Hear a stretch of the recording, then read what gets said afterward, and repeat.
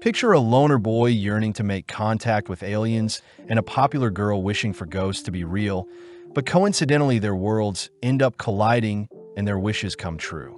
Having immersed themselves into the world of paranormal and supernatural phenomenons, our lovebirds must work together to survive in this funky new world. Opening on Momo Ace arguing with her boyfriend. Annoyed that her boyfriend continues to hound her for money, but when her boyfriend asks for Momo to offer up her body, Momo fires off a roundhouse kick. Having blocked the kick, the boyfriend retaliates by kicking Momo away, leaving Momo on the ground as he breaks up with Momo, seeing as she isn't useful to him anymore. In class, Muko and Miko scold Momo for choosing such a dreadful boy to be her first boyfriend ever, but Momo defends herself by saying that her ex-boyfriend resembled her dream date, Ken Takakura. Momo cries that she loves masculine men, but her friends ask Momo to stop dreaming. That day, Momo stumbles through the school hallways, suddenly stopping in front of a class where she sees Akaran being bullied by his classmates. But before the bullies can escalate things, Momo decides to stand up for Akaran and sit beside him. Having deterred the bullying, Momo asks what Akaran is reading, but getting bored, Momo decides to leave the scene. Later that day, Momo continues to storm through the hallways, suddenly noticing Akaran calling out to her, but seeing as Akaran has misinterpreted her kindness as some sort of love confession, Momo clarifies that she doesn't have any feelings for Akaran. Luckily, Akaran shows off the magazine he was reading earlier regarding the discovery of extraterrestrial beings on Mars, asking if Momo is a fan as well. Sadly, Momo states she could care less about UFO or aliens. Akaran continues to rant about UAPs and Japan's preparation for a space war, but Momo begins to leave.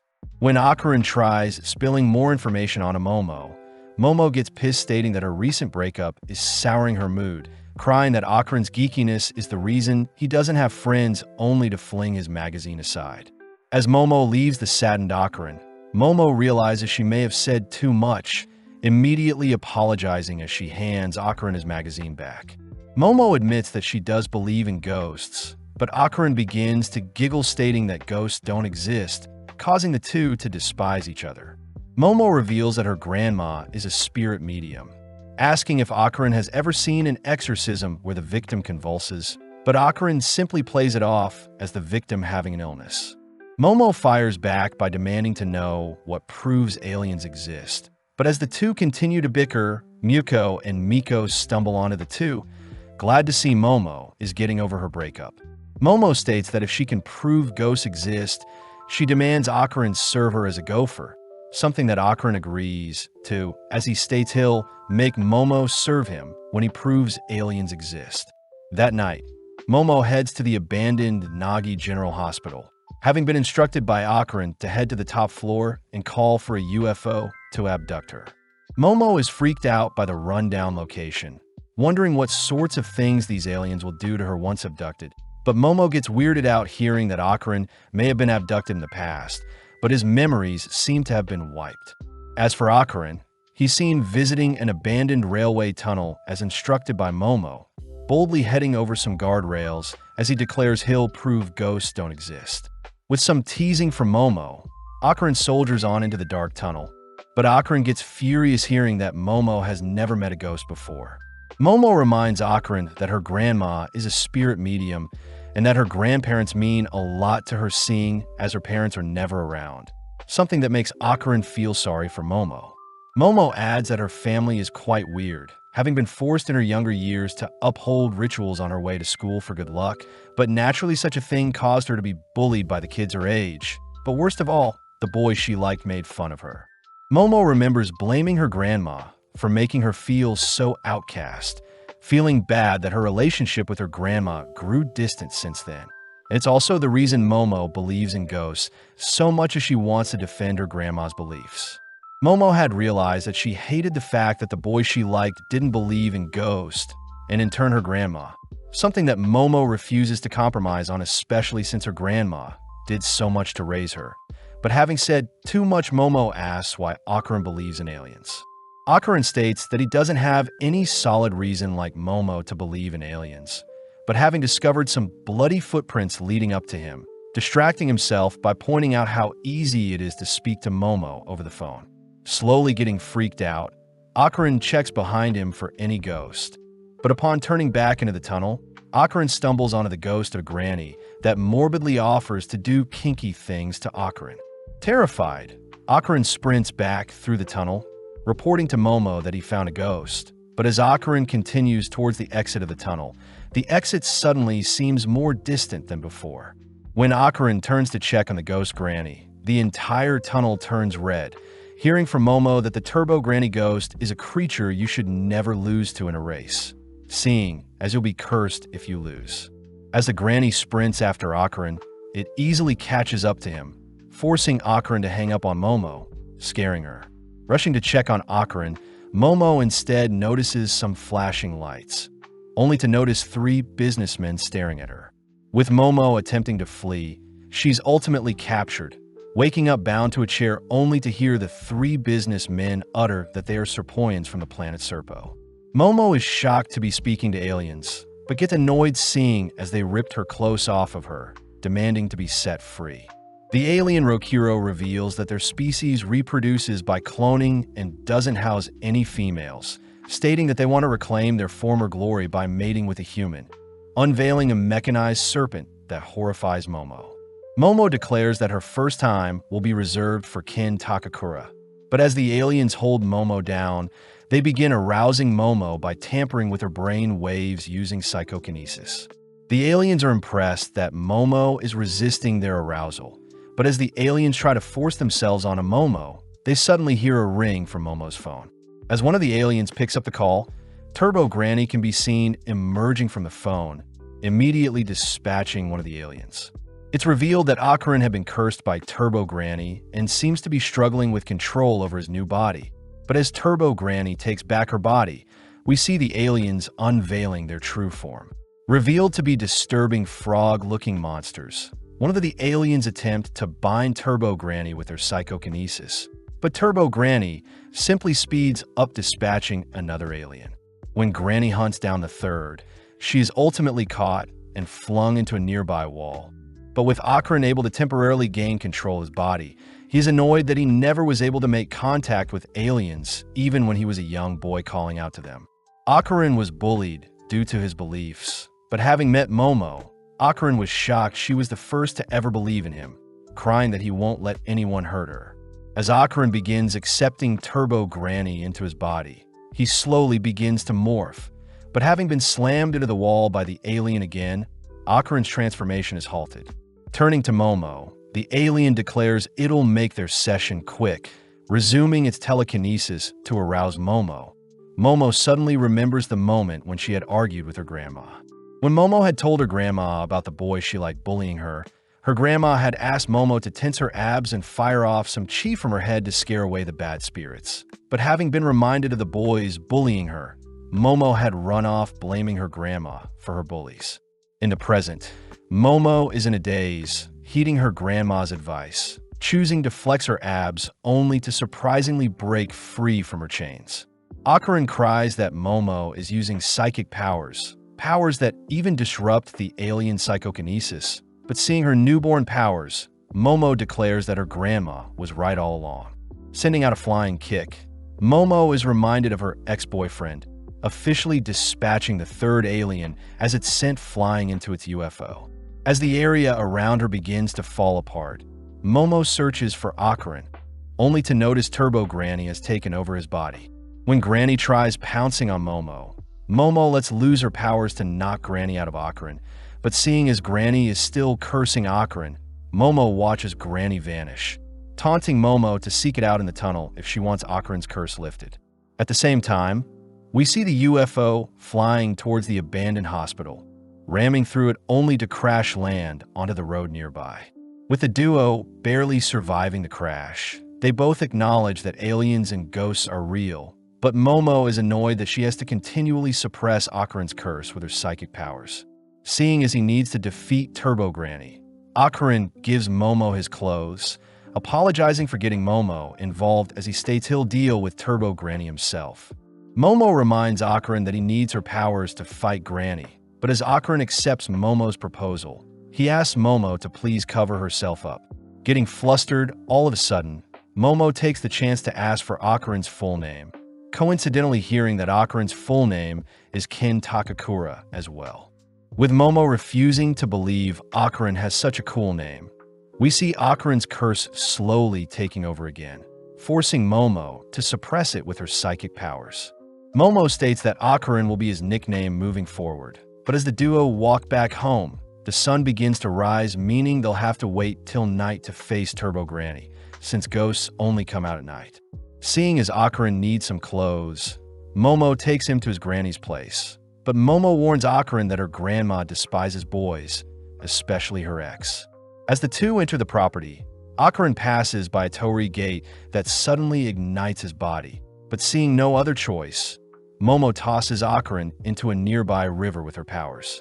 Seeing as the gate had a protective totem on it, Momo apologizes, removing the barrier only for Akarin to safely enter the property. As the duo enter Momo's home, they head upstairs where Momo begins to change, but seeing as they broke line of sight, Momo orders Akarin to face a wall while she changes, that way she can still suppress Akarin's curse.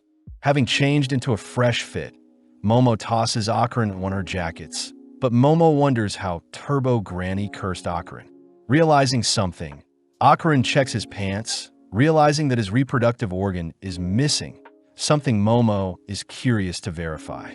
Denying Momo access, Akarin gets changed, admitting that he only started talking to Momo since he had never had a friend before, and it seemed that Momo would be his best bet at first. Akarin admits that Momo lives a far different life than his, apologizing for getting Momo involved with such dangerous things. But Momo gets annoyed at Akarin for assuming how she feels. Momo states that Akarin has no friends because he pushes everyone away, something Akarin does not deny. But luckily Momo is happy to continue being Akarin's friend even after his curse is resolved, something that makes Akarin tear up. Embarrassed, Akarin calls Momo ugly, something that pisses Momo off. But before the two can brawl, they both hear a doorbell. Akarin wonders if Momo's grandma is home, but Momo reveals that she's never heard such a doorbell noise before, realizing that a spirit must have entered their property, and it's because they removed the talisman protecting them. Seeing as they need to reinstate the barrier, the duo sneak out the back door, both peeping to see who is at the front door, but no one is there. Akarin takes note of the cloudy sky, only for the surrounding land to be encased in stone, stopping any escape. The duo realizes that they can't reattach the talisman, seeing as the torii gate had been encased in stone as well. But upon inspecting the talisman a little more, Momo suddenly notices blood dripping from her nose. Right on cue, Akarin cries out in pain, having a nose bleed as well. But as Momo scans the perimeter, she notices a black fog has covered the surroundings. In the sky, a spirit declares that it has found our duo, uttering that a promise has been broken, clapping its hands only to send out a burst of wind. Seeing the spirit firing off a punch, our duo leap to evade, watching as the spirit smashes the talisman into the nearby wall. Terrified, the duo run for dear life, both flung beside the nearby house, only to continue fleeing from the spirit's attacks. Hiding behind the house, Akarin recognizes the spirit as the Flatwoods Monster, an alien that is commonly 3 meters tall and have been seen in the prefectures of Yamanashi, Japan. Momo wonders if there is a link between spirits and aliens, but seeing the monster spitting out the black fog, Momo states that she can't use her full powers while suppressing Akarin's curse. With Akarin's curse spiking again, the duo flee from their hiding spot, seeing as the monster smash the area they were in while searching for them. As Momo suppresses the curse, Akarin takes note of the state of Momo's home, realizing that he can't stand idly by and watch the monster wreak havoc anymore. Akarin asks if Momo can partially release the curse, both suddenly forced to relocate, seeing as the monster has discovered them again. But Akarin cries for Momo to continue suppressing Turbo Granny's mind control whilst allowing the physical enhancements through. Seeing no other choice, Momo focuses in, slowly allowing the curse to take over Akarin's body, But as the monster throws an axe kick onto the duo, Akarin rescues Momo, having transformed with Momo's help. Overflowing with power, Akarin begins talking strangely. But whilst Akarin and Momo are distracted, the monster approaches and attacks Akarin from behind. Luckily, Akarin had reacted fast enough, chewing off the monster's fingers. With Akarin and the monster face to face, Akarin suddenly begins coughing up blood, allowing the monster to get the upper hand, stomping Akarin into the ground. But Momo reacts quickly to rescue Akarin from his daze. Having reverted back to his human self, Akarin says his body can't handle the curse. But as the two observe the monster, they suddenly realize that the monster is performing sumo wrestling moves, wondering if they can defeat it by having its hands touch the ground. Intrigued by the idea, Akarin transforms once again, hearing that Momo will assist Akarin. But as the duo rush towards the monster, they spot the creature firing a ripple attack. As both barely dodge, Akarin manages to rip apart the monster's ankle, allowing Momo to drag the monster onto the ground, confirming its palm disappeared once it touched the ground. Sadly, the creature rolls to prevent its other hand from touching the ground, grabbing a hold of Momo only to toss her into the nearby wall with the torii gate. Following up by pummeling Momo, all whilst Akarin's curse begins to take over, but luckily, Momo is still awake to keep Akarin in check. Momo voices how annoying it is that the monster cheated, but this only pisses the monster off, prompting it to wail onto Momo.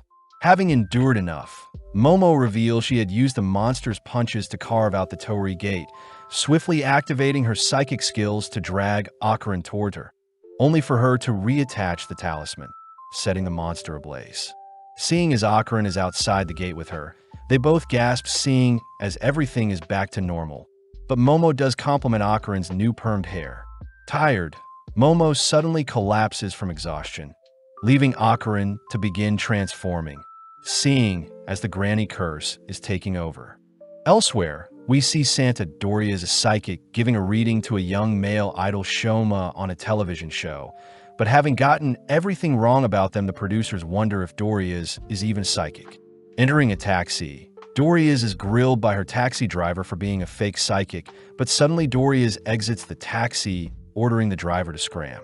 Back with Akarin, we see his cursed body prepare to devour the unconscious Momo, but a sudden brick is broken over Akarin's face, blowing him back.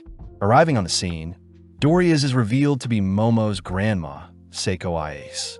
Seiko orders Akarin to attack her, but blinking and appearing behind Seiko, Akarin is suddenly set ablaze. Seiko admits that Akarin is quite fast, but having set up a trap prior, Seiko traps Akarin in a circle etched into the ground. Seiko reveals that she can convert the inside or outsides of her drawn circles into barriers, depending where she places a nail. But approaching Akarin, Seiko hears Akarin cursing at her. Seiko takes out her bat, clobbering and taunting Akarin. Seiko converts her bat into a pencil, drawing an even tighter circle around Akarin, but Turbo Granny's voice states that Akarin's body will perish if she dies. Sadly, Seiko could care less, seeing as her number one priority is to protect Momo, placing a nail in the circle only to set Akarin on fire. Later that day, Momo wakes up in bed, rushing downstairs only to greet Seiko. Seiko says she knows Momo has been messing around with spirits, but when Momo asks where her cursed friend is, Seiko declares that she has eradicated it. Momo cries for Seiko to stop joking around, but Seiko reminds Momo that ghosts aren't real, and plus Seiko is a fake ghost medium like Momo had accused her of being. Momo is annoyed that her grandma still holds a grudge against her, but seeing no other way, Momo apologizes to her grandma with a deep bow, begging to know where Akarin is. Hearing Seiko reveal Akarin is in the main shrine, Momo bolts towards the location, pleading for Akarin to be okay, but upon opening the shrine doors, Momo spots Akarin nonchalantly enjoying a rice ball. Slamming the door, Momo is embarrassed. She was worried for Akarin, but suddenly Seiko appears, teasing Momo for being into geeks. Seiko states that the shrine will suppress Akarin's curse, but leaving it will reawaken it. Momo takes the chance to fill Seiko in on Turbo Granny, cursing Akarin and her newly acquired psychic abilities. But Seiko is impressed that Akarin is cursed by such a powerful creature. Apparently, Turbo Granny used to be called 100 Kilo Granny, a yokai that haunts a tunnel, and a monster even Seiko herself avoided due to its immense spiritual power. Seiko states that spirits are the strongest when they fight in their bound locations, and seeing as Turbo Granny had fused with the tunnel, there is no chance of defeating them. Seiko advises Momo to forget about Akarin and continue living a normal life. But Momo refuses to do such a thing, quoting Ken Takakura and stating such a man would never leave someone in need of help alone. Amused, Seiko teases Momo for loving Akarin, but seeing as she can't leave her granddaughter to face the spirit alone, Seiko advises Momo to draw the spirit out of the city. Since Turbo Granny is quite prideful when it comes to winning races, Seiko instructs Momo to draw Turbo Granny out of Kamigo City to weaken it, and this way Turbo Granny can be taken out. Momo wonders why Seiko can't just plaster some talismans around Turbo Granny's tunnel. But sadly, Seiko says her talismans borrow powers from the gods in their current city, and each city have different gods ruling over them. Meaning once the granny is out of the city, the talismans will be no help. Seeing as drawing the granny out from their bound city is the only way, Seiko states that Akarin must begin training to outrun the Turbo Granny. But he'll need to carry Momo whilst training to keep his curse in check. Sadly, Akarin currently in his transform mode is quite weak, so Seiko orders Akarin to do push-ups, sit-ups, back extensions, and squats for 100 reps each, and Momo needs to improve her psychic skills. As Seiko heads to bed, Akarin mentions how young Momo's granny is, but Akarin also takes the chance to apologize for being so weak when facing the Flatwood monster, promising to repay the favor one day.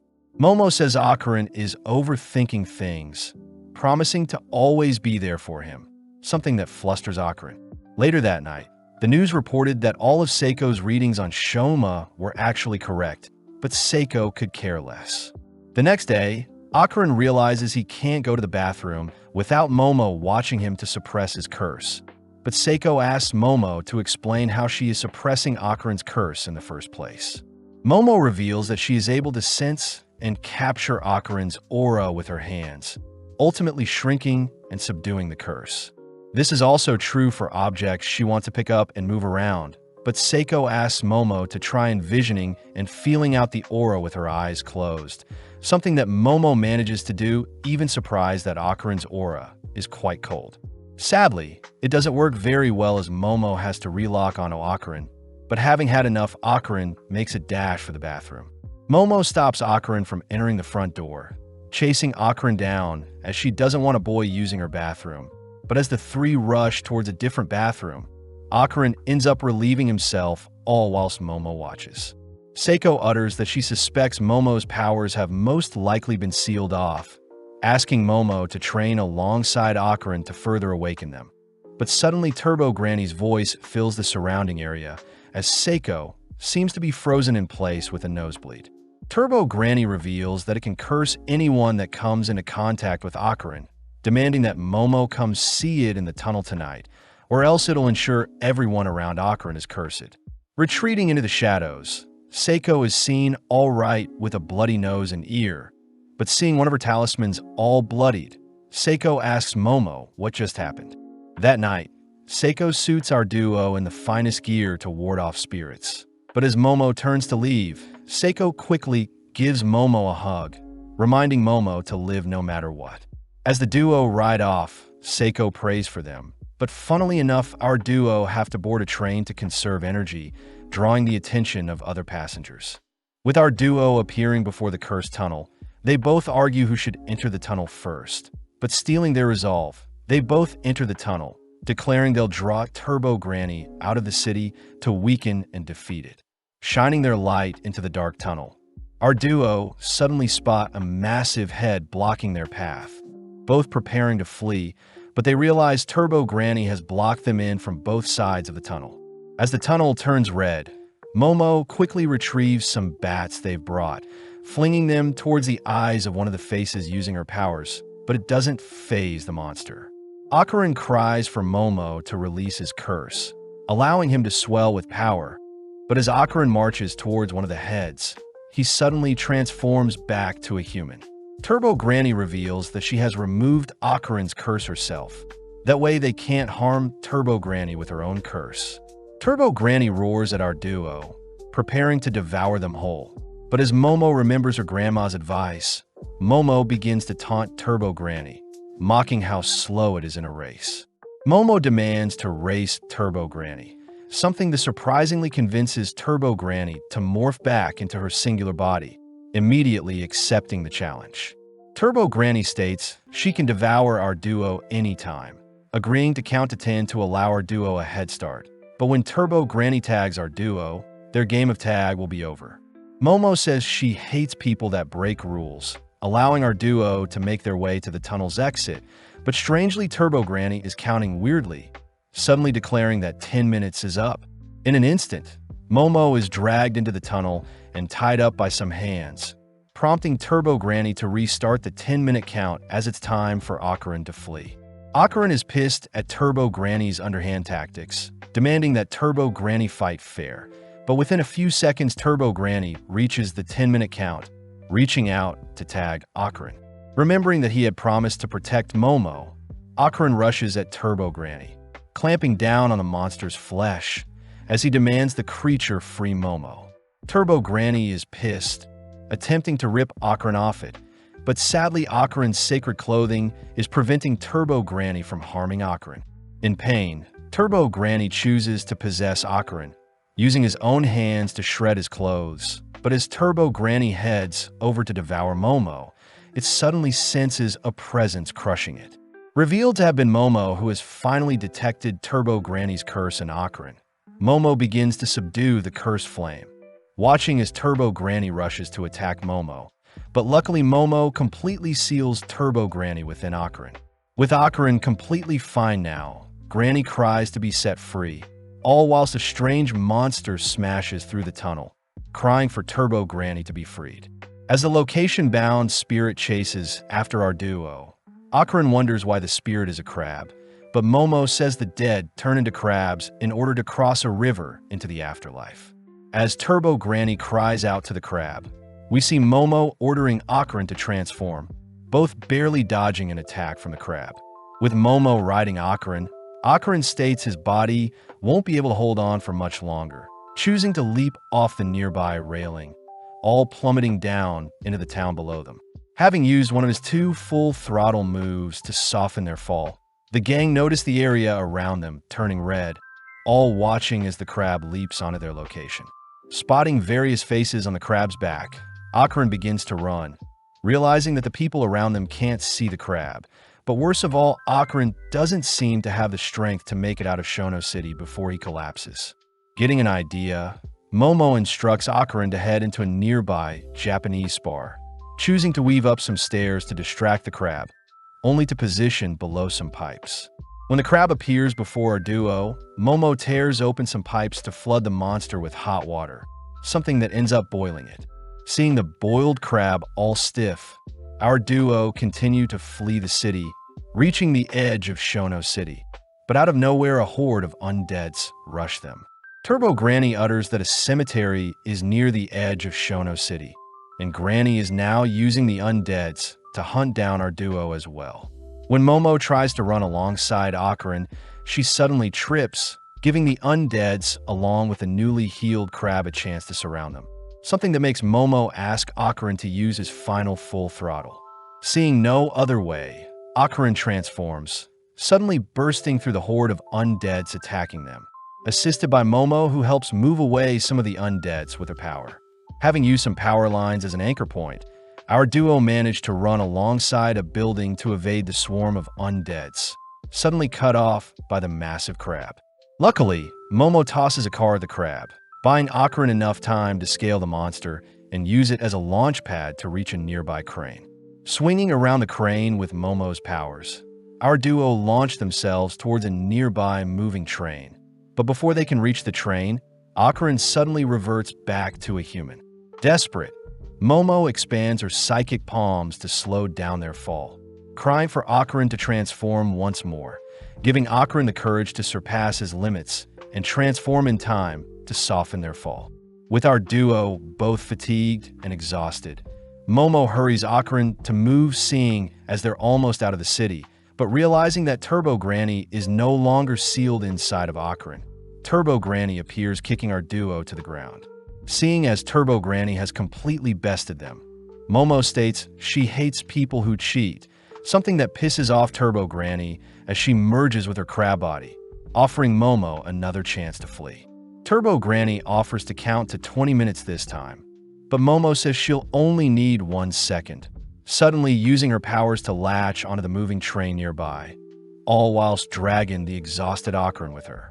Horrified, Turbo Granny begins chasing after the train, barely losing to the train's immense speed, but racking its brain.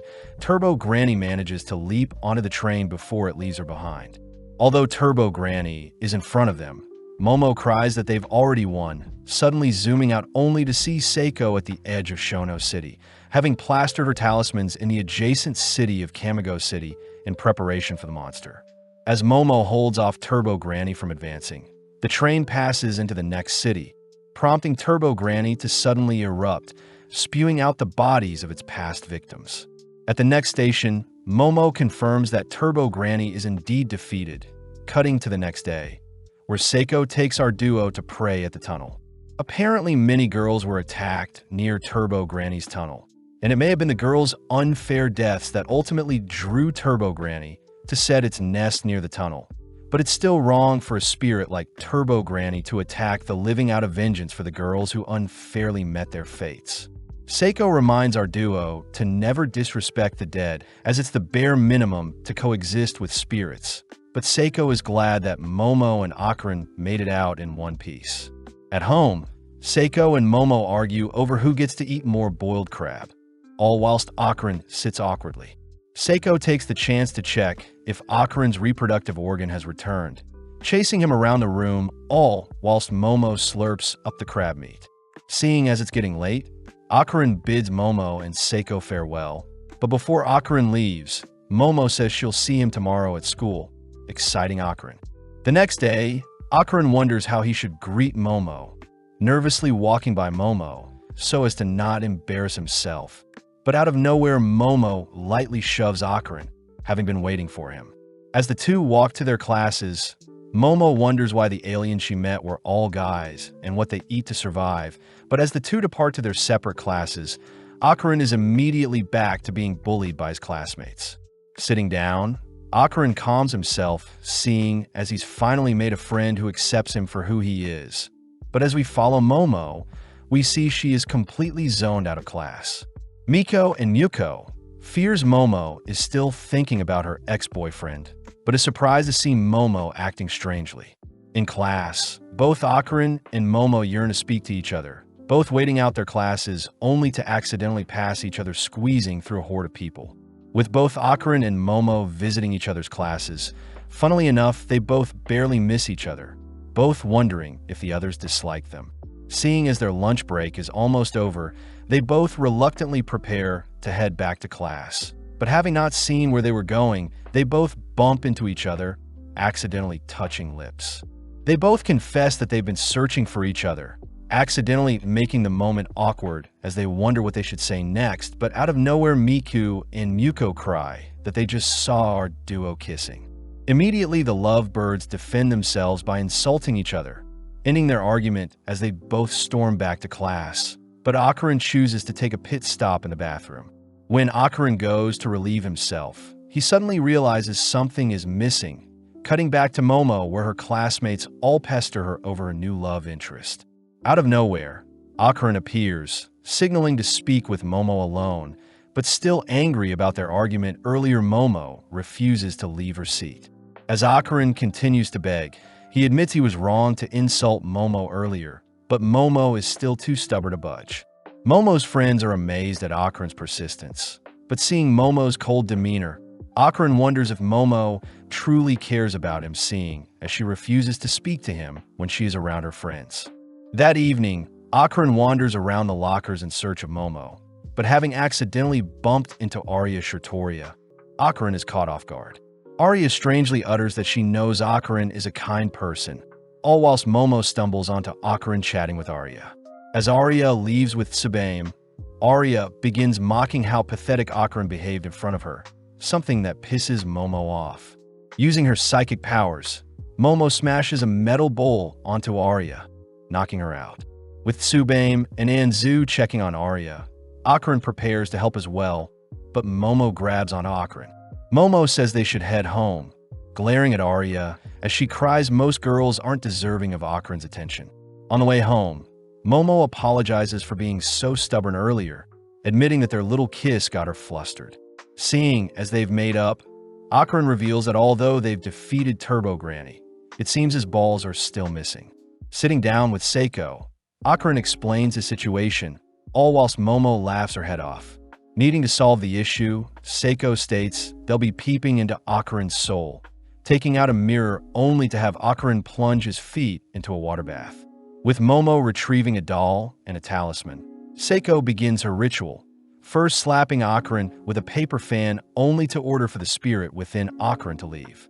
Sadly, nothing happens, but Momo declares that Akarin's aura briefly changed when he was smacked, prompting Seiko to order Momo to rip out the thing infecting Akarin's soul. As Seiko smacks Akarin once more, Momo pulls as hard as she can, all turning to face the doll, only to notice the talisman beside it turn red. In an instant, the doll flees the scene, forcing our trio to chase after it, but needing a faster way to track it down, Momo closes her eyes only to reach out to the doll's soul. Seeing as the doll was hiding in a closet, Momo smirks at the adorable doll cursing at them. But when Seiko inspects the doll, she states that Turbo Granny is inside the doll. Apparently before Turbo Granny was incinerated by Seiko's talismans, it had converted into its astral form and hid inside of Akarin's soul in hopes of retrieving its full strength one day.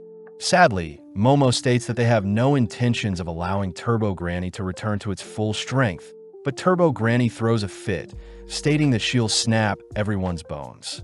Akarin threatens to eradicate Turbo Granny if it doesn't return his balls, but Turbo Granny states that if she perishes, Akarin will never get back what he wants. Turbo Granny tries, ordering Akarin to slay Seiko and Momo, but out of nowhere Akarin transforms, confusing Momo, seeing as Akarin shouldn't be cursed anymore. Seiko reveals that when Turbo Granny's soul was ejected from Akarin, her spiritual powers remained within Akarin, and only Seiko herself can place Turbo Granny back into Akarin, something that makes Turbo Granny sweat. As Seiko slaps up Turbo Granny, Akarin reverts back to his human form, uttering that he was able to transform when he felt angry. Seeing as Turbo Granny is basically useless, Momo begs Turbo Granny to give back Akarin's private parts, knowing that Turbo Granny is actually a kind spirit, having felt sympathy for the girls that passed away, unfortunately, near her tunnel. Giving in, Turbo Granny declares that she no longer has Akarin's balls, having dropped them somewhere. Turbo Granny utters that Akarin's belonging should be covered in gold and are 5 centimeters in diameter. But Momo cries that finding such a small item would be impossible. Unfortunate since the balls are dense in spiritual energy and may attract other spirits and yokais. Turbo Granny says the spirits may use the ball to revive themselves, pissing off Momo as it's all Turbo Granny's fault for losing the balls, prompting the gang to return home. Seiko says she'll ask around for any lost balls, reminding Akarin to keep his new powers in check, only to cut to the next day, where Akarin's classmates ask Akarin if he is dating Momo. When Akarin says he isn't, the boys ask if Akarin can introduce them to Momo, seeing as she is their type. Realizing that the boys are spreading rumors about Momo, Akarin gets furious, suddenly transforming only to grab one of the boys by the collar. As the boys crumble in comparison to Akarin's strength, they beg to be let go, snapping Akarin out of his daze. Rushing to his table, Akarin tries calming down with some reading, only to realize Turbo Granny had snuck into his bag. Instantly running towards a secluded place, Akarin demands to know why Turbo Granny is at school with him. But Turbo Granny tries beckoning Akarin to allow her into his body, and in exchange, she will help him control his powers. Akarin says he won't be falling for any of Turbo Granny's scheme, suddenly stuffing the doll back into his bag as he hears a voice call out to him. But luckily, it's it's only Momo. Akarin tries telling Momo about Turbo Granny sneaking in his bag, but Akarin suddenly realizes how cute Momo is, beginning to run away, all whilst Momo chases after him. Alone, Turbo Granny is left to explore the school, all whilst Momo complains to her girlies about Akarin avoiding her. Miko reveals that Akarin had gotten into a fight defending Momo from possible rumors spreading about her, something that makes Momo blush. But at the same time, we see Arya passing through the school halls. Arya declares that her elegant self can brighten anyone's day. But Arya is still pissed about the day Momo had embarrassed her by dropping the bowl on her head. Plus, it's revealed that Arya herself is the source of all the nasty rumors around Momo. Strangely enough, Arya had seen a wing-like object appear from Momo, believing Momo to be a demon of some sort. Arya says it's fate that she has been given the eyes to see such things, taking out a golden ball only to promise to eradicate the world of all demons. Flashing back, Arya was heading home at night when a golden ball landed on her head. When she had picked it up, she saw a bright light flashing on a passing train. Frightened, she dropped it, and everything went back to normal, but when she picked it up again, she could see specks of bright lights, having been remnants of clash. At school, Arya thanks Tsubaim and Anzu for bringing her a Bible and a cross. But as her friends get tired of Arya's weird antics, Arya suddenly rushes to open a nearby window, demanding to know who the woman in the red dress is. Sadly, Arya's friend can't see anything, watching as Arya begins acting weird again, only to begin flirting with boys who notice her acting strange as well. With Turbo Granny watching everything transpire, we cut to the rooftop where Momo and Akarin have lunch, but Momo asks why Akarin is avoiding her gaze. Momo also demands to know why Turbo Granny is with them, preparing to have a brawl with the doll. But as Akarin holds back Turbo Granny, he utters that Turbo Granny had noticed a strange lady at their school. Turbo Granny says she was looking for the golden ball around the school, seeing as a human could have picked them up, and since humans may be attracted to shiny gold things, the person that picked it up will probably awaken their spiritual powers upon coming into contact with the dense magical ball. Sadly, having spiritual powers puts them at risk as spirits may attack them, something that alerts Momo and Akarin. In class, Arya continues to fondle the golden ball, wondering if she could defeat Momo's demonic powers alone. But as Arya checks on the lady in the red dress, she notes how it's getting ever so close to her. With the school day ending, we see Akarin meeting up with Momo, but out of nowhere Arya appears, asking to speak with Momo privately. Having no choice, Momo heads off with Arya, all whilst Turbo Granny tells Akarin that Arya is the one in possession of the golden ball. Being taken to an abandoned factory, Momo gets weirded out, demanding to know what Arya wants to speak about. But out of nowhere, Tsubaim and Anzu tackle Momo to the ground only to bind her arms.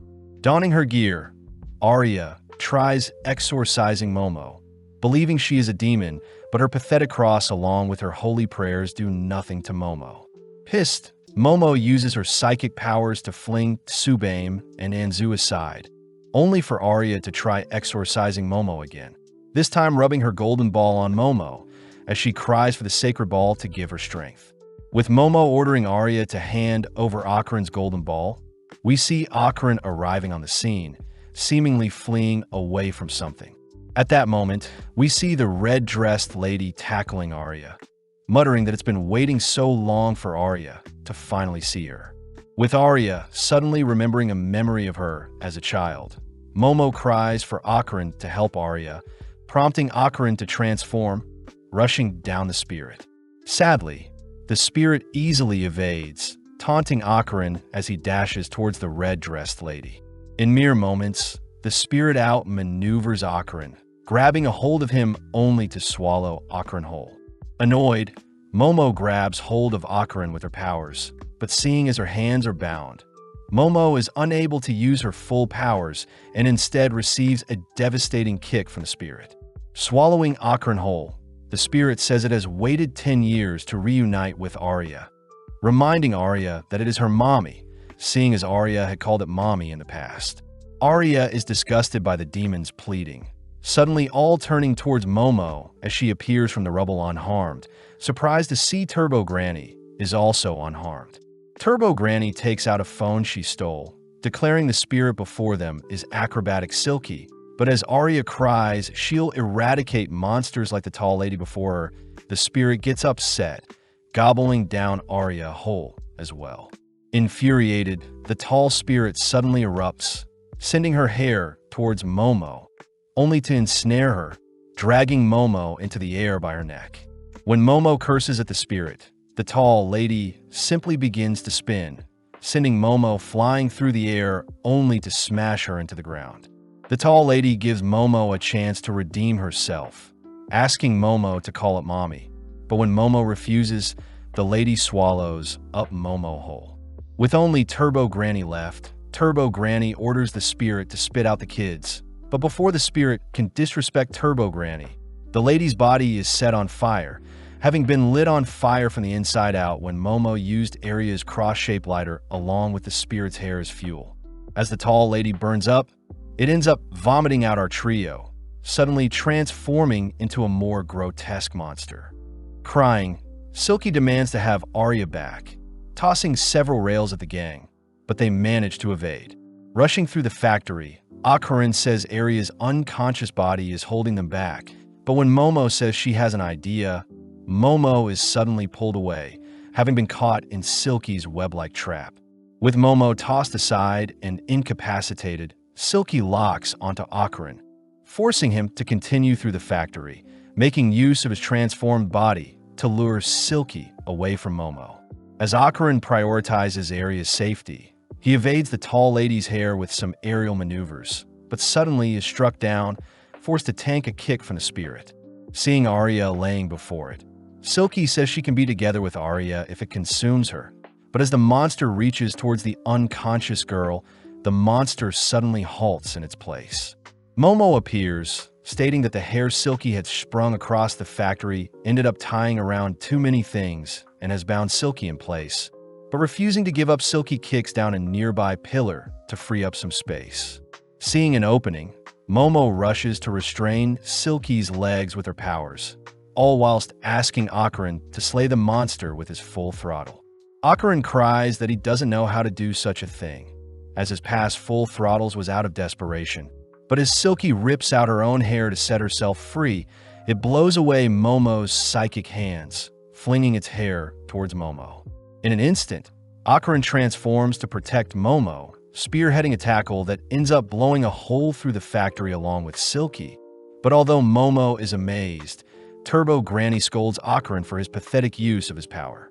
Seeing as Silky isn't a priority anymore, the gang remember to retrieve Akarin's golden ball, but as Momo celebrates a successful retrieval of Akarin's family jewels, Turbo Granny reveals that Arya is dead.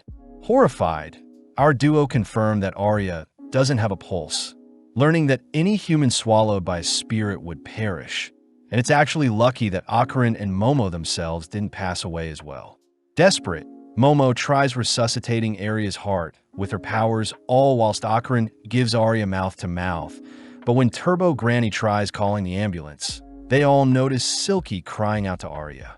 When Akarin prepares to attack the spirit once more, Silky offers to revive Arya by giving its life to her, but our duo refuse to believe the spirit. Silky states that she has good intentions, something Turbo Granny validates, finally convincing our duo to trust Silky. Although Momo is still skeptical, she hears Silky asking for her aura to be connected to Arya's. That way Arya's dim aura can be revived. Seeing no other option, Momo focuses in managing to connect both auras, but suddenly we get a peek into the tall lady's life. Having done anything for work, Silky was revealed to have a child that meant the world to her, forcing Silky to take on odd jobs just to make a living and raise the child. With time passing by, Silky's daughter grew fond of ballet, ultimately receiving a red dress that she treasured. Sadly, Silky had borrowed money and failed to repay her dues, leading her loan sharks to punish Silky and take her daughter as collateral. Pissed, Silky had frantically tried chasing after the loan sharks, but with her wounds getting the best of her, Silky passed away soon after. Flung into another world, Silky danced mindlessly at her cruel fate, feeling lifeless, especially since her reason for living was no longer with her. One day, while Silky was roaming around as a spirit, a young Arya had called out to her, mistaking Silky as her mother, but Arya's father reminded Arya that her mother had passed away. From that day onwards, Silky had claimed Arya to be the child she must protect, but in the present Arya finally awakens, all whilst Momo breaks into tears. Ocaran prepares to attack Silky, seeing Momo hurt, but Momo cries for Ocaran to chill out, allowing Silky to finally say her final piece. As Silky begins to crumble, it apologizes for hurting Arya, all whilst Momo hears that spirits that have no aura will be sent to the void and be deleted from their world, a cruel fate for Silky, who lived a tragic life. Hearing all of this, Arya questions her life, watching mindlessly as Silky wishes to spoil her child one last time, apologizing for being a terrible mother. Out of nowhere, Arya rushes to give Silky a hug, reassuring Silky that she did the best that she could and that Arya herself will shoulder the burden and remember Silky for the rest of her life, something that allows the spirit to finally pass on with a bit of closure. As the gang head home, they indulge in some somen noodles, all whilst Ocaran is amazed at the lineup of girls in front of him. Momo starts off by apologizing for dropping the bowl on Arya's head, but Momo demands Arya apologize to Ocaran for thinking so lightly of him. Arya clarifies that she hates Momo because she is a demon, annoying Momo as she tries to clear things up, but Arya points out how youthful Seiko is, plus Ocaran transformed into a demon as well. As the girls slurp down the noodles, they continue to bicker, but before Arya takes her leave, she wonders why Ocaran protected her when she was dead. Ocaran simply says it's human to protect others in need, something that makes Arya realize Ocaran is still human after all, running off as she feels taboo for falling for a demon like Ocaran. Comedically, the gang decide to play some baseball in order to reattach Ocaran's golden ball. But the question is, where is Ocaran's second golden ball? At school the next day, Momo hears that Ocaran doesn't have access to a computer to help with their search. But before Momo can schedule plans to meet during lunch or after school, Ocaran apologizes, seeing as he'll be busy all day. During lunch, Momo decides to eat with her girlfriends, finding it suspicious that Ocaran is busy all of a sudden. But as Momo heads to buy some juice, she wonders if she should check on Ocaran just in case. Out of the corner of her eye, she spots Ocaran on top of Arya. But as we flash back to a few minutes ago, we see Ocaran is busy because he wants to train his body for any future fights. Seiko had given Ocaran instructions to train his body, motivating Ocaran to train hard in order to protect Momo, but out of nowhere Arya had asked to speak with Ocaran. Arya cries that she loves Ocaran, reaching out only to prepare to kiss him. Reacting in time, Ocaran shoves Arya away, weirded out by Arya's sudden confession along with her awkward attitude. As the two begin to wrestle, Ocaran fears he has no right to be romantically involved with a popular girl. But Arya does admit that she has little experience when it comes to dating. Surprisingly, our duo end up tripping on each other, ending up with Ocaran on top of Arya, who welcomes Ocaran's advances. It was at that moment when Momo stumbled onto them, completely misunderstanding the situation as she stormed off, believing Ocaran was spending his day with another girl.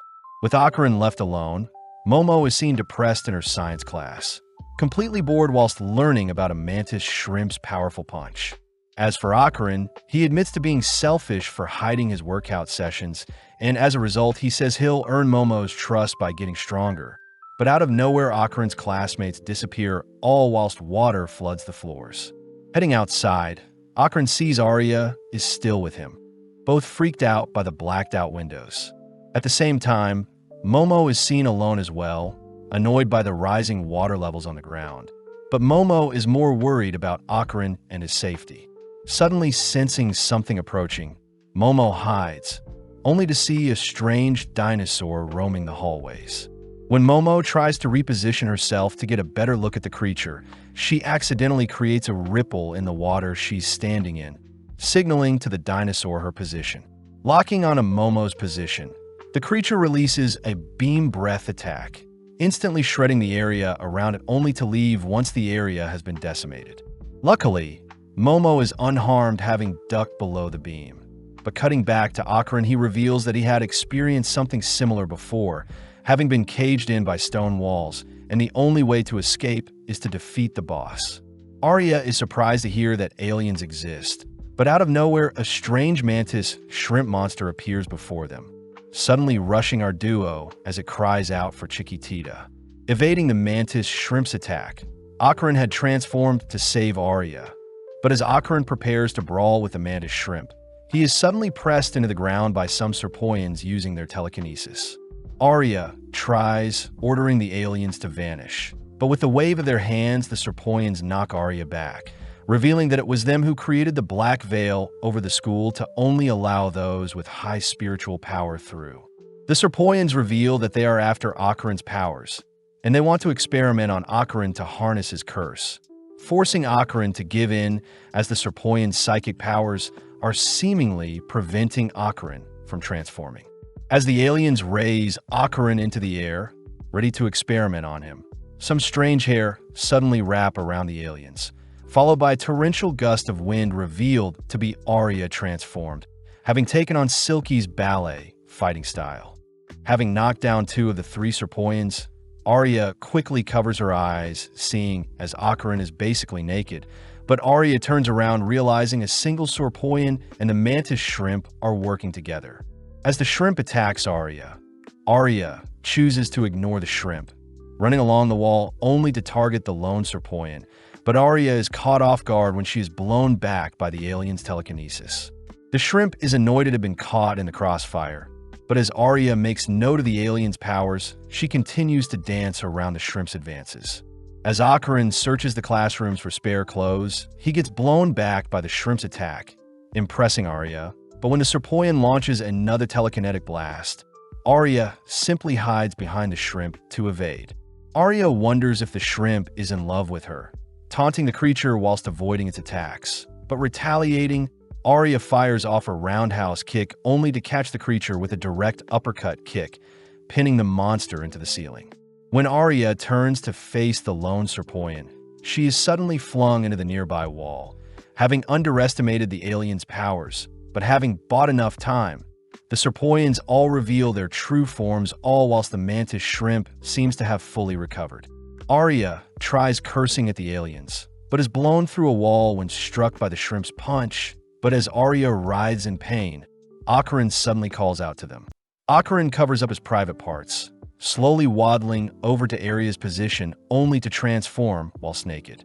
Sadly, the Serpoians simultaneously pin Arya and Akaran down with their telekinesis, completely negating their transformations. But seeing as the Serpoians can't move, they have the shrimp bash Akaran's head in. Surpassing his limits, Akaran manages to transform and headbutt the shrimp away, but it's revealed that Momo was the one that helped weaken the alien's telekinesis. Pissed to see there are Serpoians in front of her. With it being a 3-on-3 match, Akaran and Arya transform ready to attack, but Momo gets flustered seeing Akaran is still naked, all suddenly pinned down by the Serpoian's telekinesis. The Serpoians take the chance to wake up the mantis shrimp, artificially injecting the monster with power, only for the mantis shrimp to suddenly evolve before their eyes. In the blink of an eye, the shrimp pummels Arya and Akaran with several punches, but before the duo can be knocked out, Momo comes to her senses, fighting off the Serpoian's telekinesis with her own psychic powers. Trying again, Akaran and Arya transform, prompting Arya to lead with an axe kick onto the shrimp, but the shrimp blocks only to send Arya into the ceiling. As the shrimp fires a devastating punch onto Arya, Akaran intercepts, rescuing Arya. Working together, Akaran helps maneuver around the shrimp's speed, all whilst Arya nails the shrimp with several kicks. But this makes Momo jealous. As Momo loses focus, the Serpoians manage to pin our trio down, but out of nowhere the water level rises absurdly, suddenly drowning everyone. Although our trio are able to breach the surface, Momo realizes that the nearby walls and ceiling are all water as well. But suddenly the building's lights turn off. Sensing a disturbing creature swimming by them, Momo cries that they should find an escape route, but Akaran states that the monster before them is called Nessie, something Arya adores about Akaran. The Serpoians attempt to scold Nessie for not slaying Momo correctly, but Nessie suddenly slays one of them with its beam breath. As Akarin and Momo flee for dear life, Arya is suddenly struck from below, sent flying into the area of water that replaces the ceiling, all whilst the attacker is revealed to be the mantis shrimp who thrives underwater. Funnily enough, the shrimp still needs to breathe air. Worst of all, Akarin realizes that Turbo Granny's powers can't swim. As Momo and Akarin continue to swim to evade the shrimp's punches, Momo says she can't rescue Arya, seeing as the shrimp is in the way. When Akarin offers to distract the shrimp for Momo to retrieve Arya, Momo gets annoyed, accusing Akarin of only caring for Arya. Seeing as Momo is still angry about earlier, Akarin reveals that everything he's done is to impress Momo, flustering her as he pushes Akarin away. At that moment, our duo are struck by one another of the shrimp's punch, forcing Akarin to tackle Momo aside as they both gaze into each other's eyes in the water. Getting an idea, Momo propels Akarin towards a shrimp only to divert their course towards the ceiling to evade the shrimp's attacks. Having entered the ceiling, Momo grabs hold of Arya, all heading into a room where Momo manages to resuscitate Arya. Momo orders Arya to strip, seeing as their clothes are holding them back.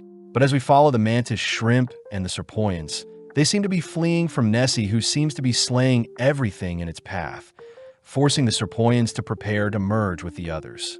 As Arya and Momo ride Akarin, they all dive in the water to face the aliens. But upon realizing that the serpoians have merged with both Nessie and the mantis shrimp, our trio hurriedly evade the monster's beam attack. Breaching the surface for some air, the gang realize that the monster is absorbing water for its next beam attack, prompting the gang to agree to try and break the monster's neck to render the attack useless. Submerging once more, Arya takes charge by wrapping her hair around the monster's neck, choosing to dive towards the monster with her leg outstretched, but sadly the monster intercepts Arya with its fist, following with a flurry of attacks that stall long enough for it to unleash another beam attack. Racing against the beam, Momo and Akarin manage to rescue Arya, realizing that the monster has the beam attack and the shrimp's close quarter punches. As our trio flees from the monster, Momo realizes something, but before she can say anything, an explosion separates our trio. Momo is revealed to be the monster's main target, barely able to hold her breath whilst in the water. But as the monster throws out a punch, Momo suddenly removes the water in their surroundings. Momo knows that mantis shrimps aren't able to unleash their full power on land, seeing as the impact from their punch would shred their own bodies. A weakness Momo has used to have the monster tear away at its own body. As a last-ditch effort, the monster latches onto Momo, attempting to drown her whilst it charges up another beam attack. But Arya had reacted fast enough, latching onto the monster, all whilst giving Akarin a direct path towards Momo. In the blink of an eye, Akarin rushes and slays the monster, clinging onto Momo with his final breath of air, only for the surrounding area to return back to normal. Momo and Akarin are relieved to be back in the school, but realizing that they are naked and soaking wet, our trio flee the scene, all whilst the other students demand to know what is happening. Elsewhere, we see the school nurse, Ju, asking if our trio is being bullied, but sadly our trio utters nothing. Ju insists that they tell the truth, as she doesn't tolerate bullying, but as another teacher tells Ju she is receiving a phone call, Ju leaves our trio alone while she attends to other business.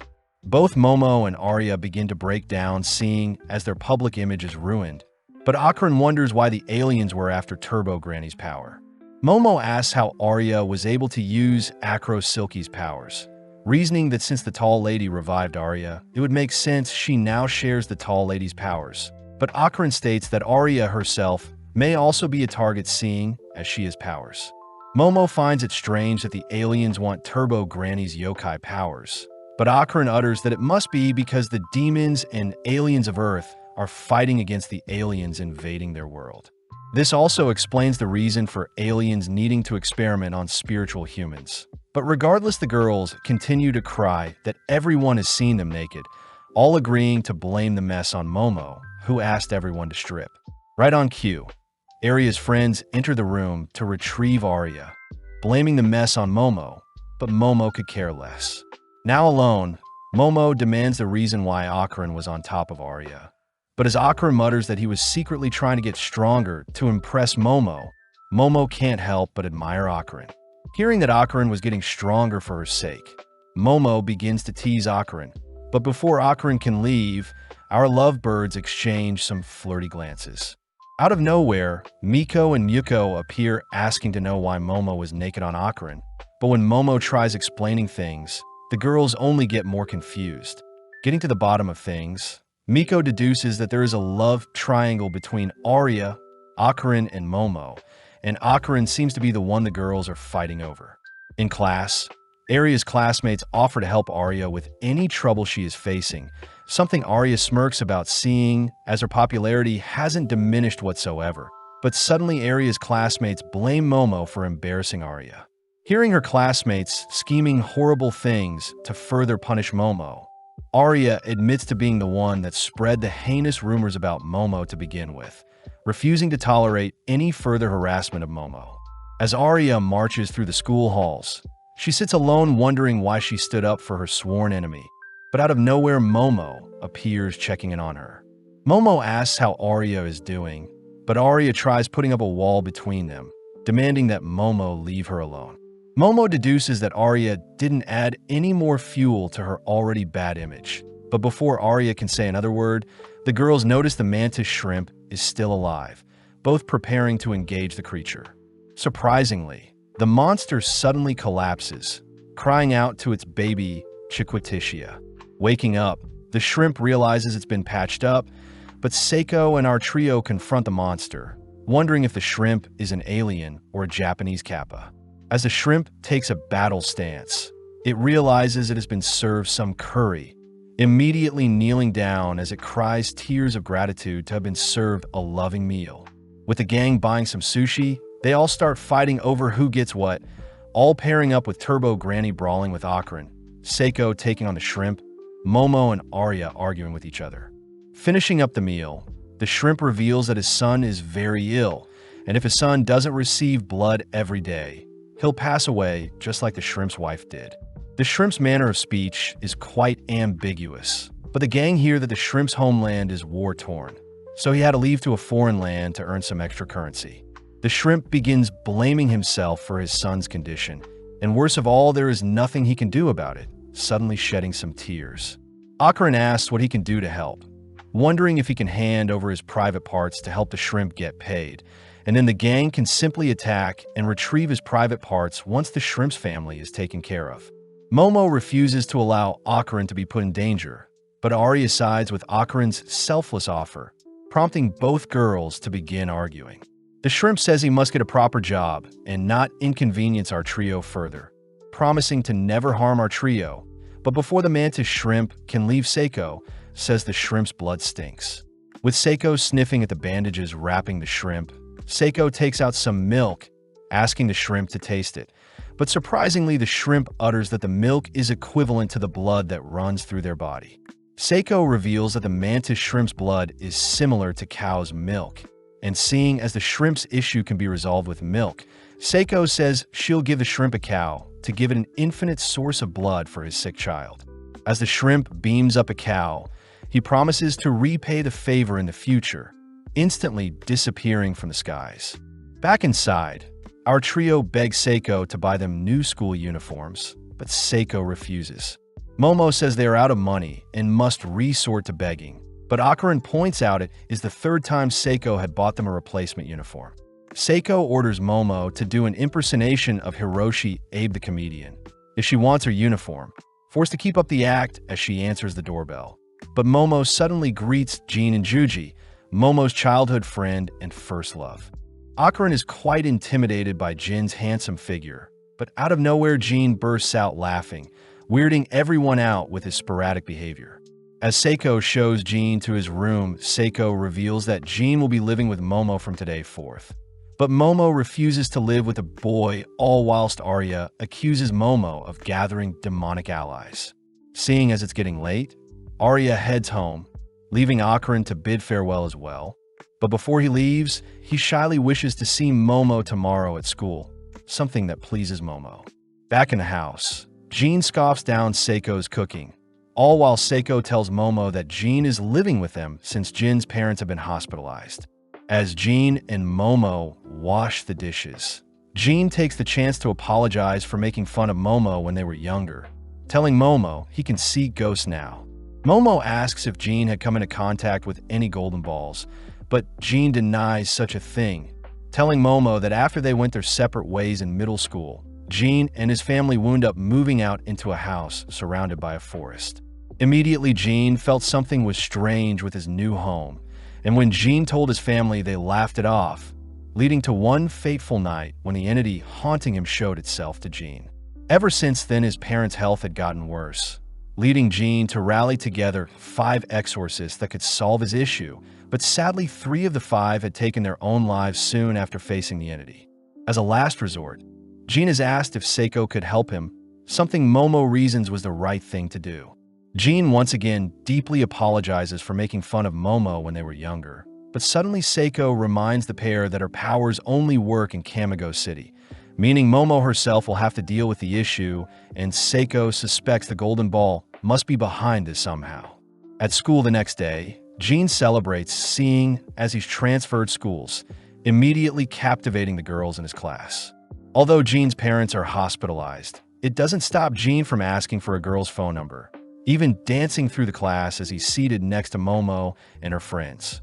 Unfortunately, Miko and Yuko begin falling for Jean as well, but Jean clarifies to everyone that he and Momo are childhood friends living together, something that Momo's friends forbid, seeing as Momo and Akarin are already a thing. Following Akarin, he is completely lost in thought, agitated at the thought of Jean re-entering Momo's life and being all chummy with her. Akarin fears Momo will stop talking to him if she starts dating Jean, refusing such a reality as he strives to grow stronger. But suddenly Momo appears to check on Akarin. As Momo sits down for her lunch, she offers to feed Akarin since his hands are tied up, but sadly Jean joins them, offering Momo her favorite yogurt drink. Seeing Momo drawn towards Jean, Akarin can't bear the sight of the girl he likes being taken away from him, choosing to leave the scene. But as he turns a corner, he suddenly notices a mannequin bolting towards him. Crying out for Momo, Akarin begins fleeing from the mannequin, but the mannequin easily overtakes Akarin, now charging towards Momo. Momo prepares to restrain the mannequin, but suddenly Jean tackles her to the ground, allowing the mannequin to leap over them, but Momo suddenly spots a golden ball attached to the mannequin. Seeing as Jean is refusing to let go of her, Momo has no choice but to grab hold of the mannequin with her powers, ultimately being dragged along with the mannequin, all whilst Akarin runs after them. Seeing as the mannequin has left the school, Akarin transforms, preparing to race after them, managing to catch up to the mannequin. When Momo tries reaching out to Akarin, the mannequin leaps onto a building, giving Momo a chance to catch the mannequin on a power line, but the mannequin's momentum shreds the power line. With Momo suddenly seeing a bus heading their way, Akarin manages to pull Momo to safety, grabbing hold of her only to fling her and Jean onto his back. Still chasing after the mannequin, Akarin grounds himself, allowing Momo to pull the mannequin towards them, but the mannequin puts up a good fight, refusing to give up. As the mannequin breaks apart, it manages to escape capture, only to reassemble itself, all whilst continuing to run away.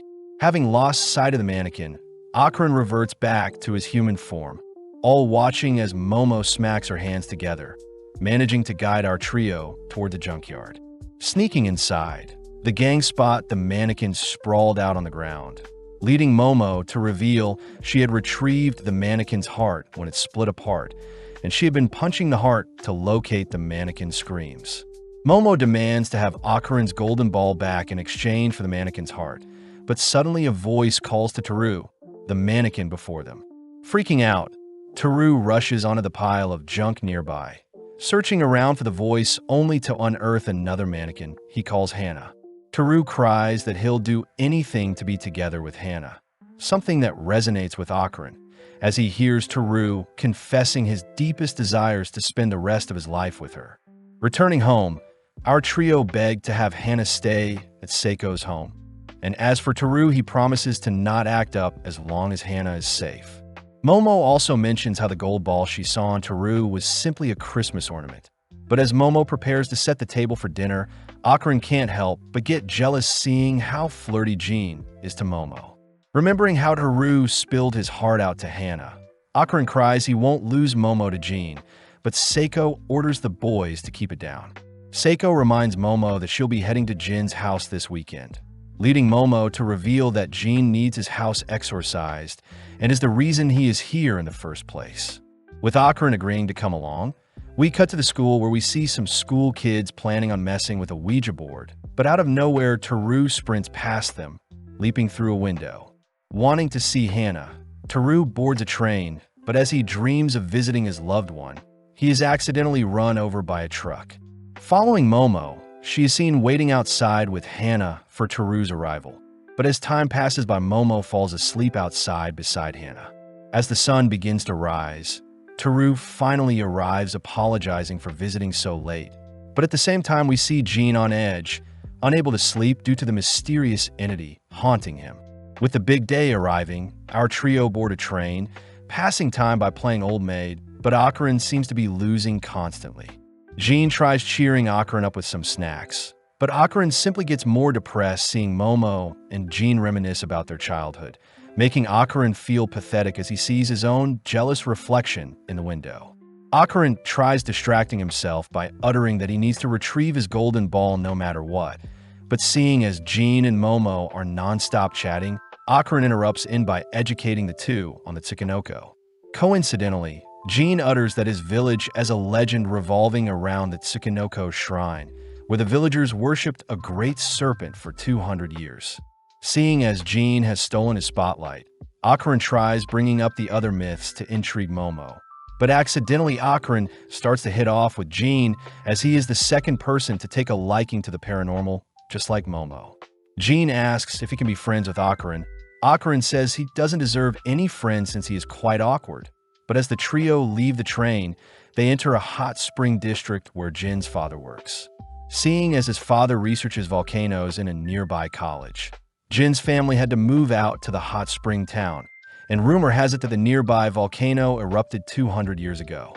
As Jean guides the duo up some stairs, they're forced to climb several hundred flights of stairs, finally making it to Jin's home exhausted.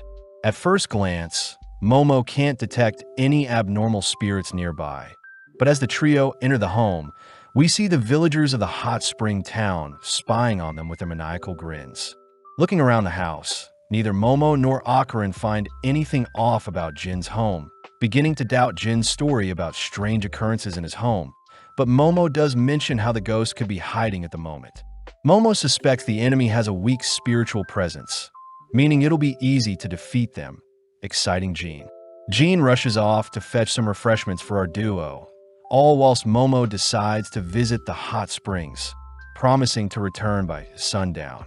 Seeing as the boys are alone, Jean asks to teach Akron soccer, showing off the basics to dribble and kick, but Akron gets embarrassed seeing how pathetic he is. Akron wonders if he can impress Momo with his new soccer skills by the time she gets back. But as Akron continues to train with Jean, Jean suddenly asks if Akron loves Momo. Following Momo, she indulges in the hot spring, having intentionally left the boys alone, seeing as Jean is Akron's first male friend. Back with Akron, he cries that he loves Momo as a friend, but when he hears Jean say he loves Momo's eyes and personality, the boys begin to argue who loves Momo more. When Jean tries bringing up his childhood friend's status to win the argument, Akron suddenly remembers his kiss with Momo, quietly accepting victory as we cut back to Momo, who decides to wrap up her bath.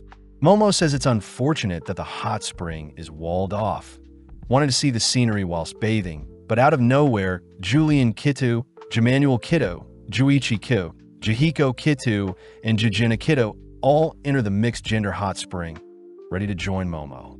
As Akron and Jean continue to wrestle and fight over Momo's honor, they suddenly stop, having noticed a strange room appear next to Jin's home. But as this happens, the five men enter the bath, all approaching Momo. Jean and Akron inspect the wall, separating the house and the extra room. But upon realizing it's hollow, Jean reasons they should have a closer look. Jean takes charge by smashing a hole in the wall, shocked to see hundreds of talismans crammed inside the wall. But as we cut back to Momo, we see the 5 adults swimming towards her. Momo wonders if she can deal with them all at once. But before Momo can activate her psychic powers, she is tackled and pinned down below the hot spring waters. Running out of breath, Momo lets loose a burst of psychic powers, managing to smack the attacker with the snake head of the nearby water dispenser.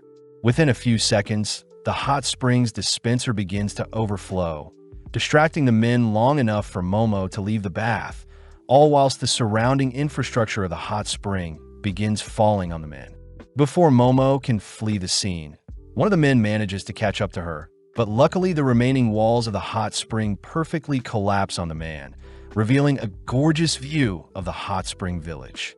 In the corner of her eyes, Momo spots Turbo Granny bathing in the hot spring, learning that she had tagged along when she heard the gang was visiting a hot spring village.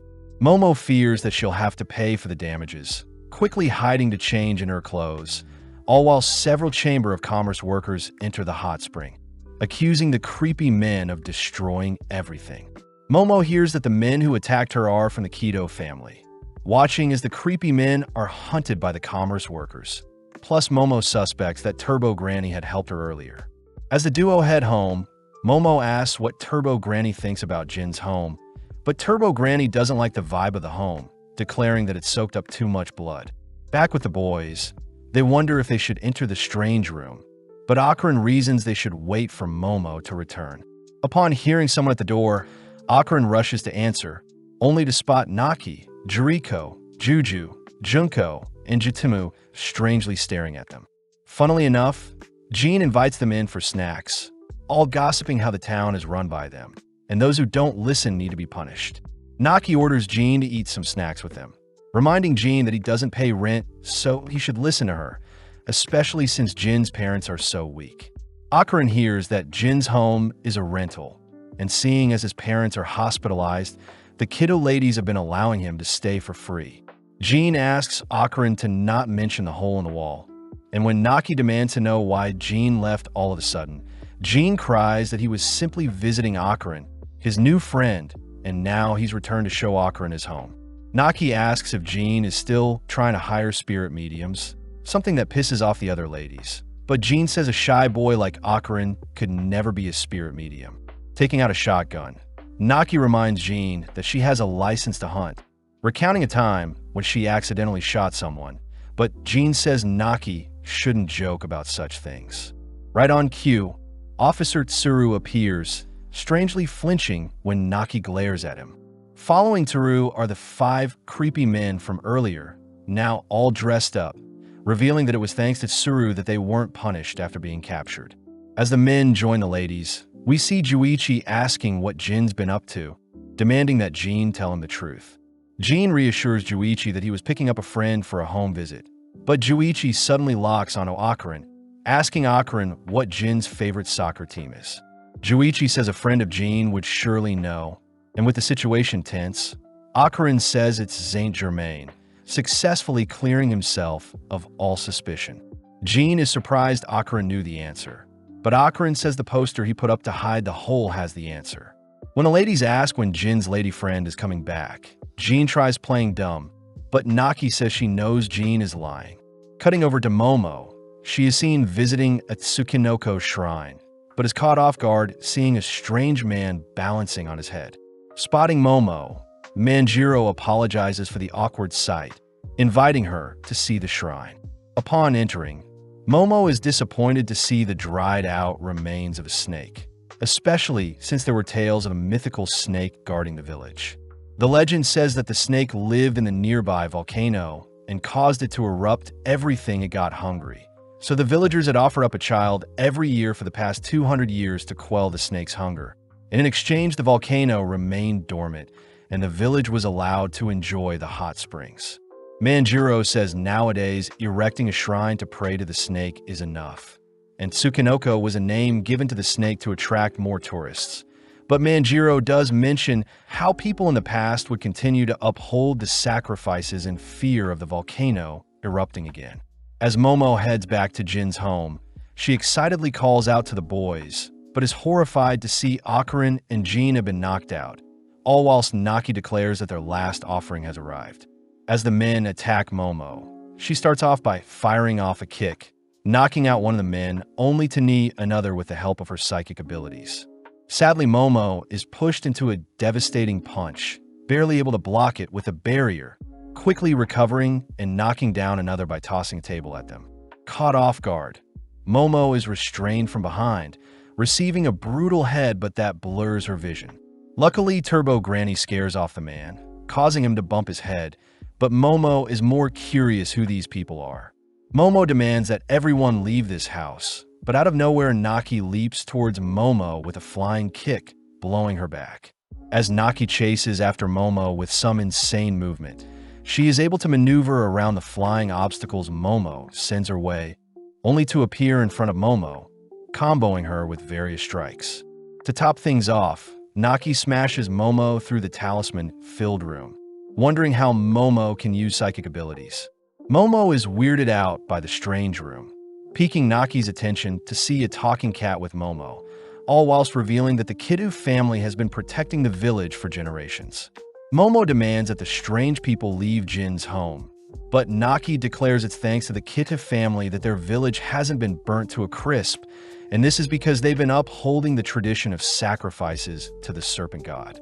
Momo is disgusted by what she is hearing, and to make things worse, Naki reveals that Jin's home was the original location for when their ancestors sacrificed people.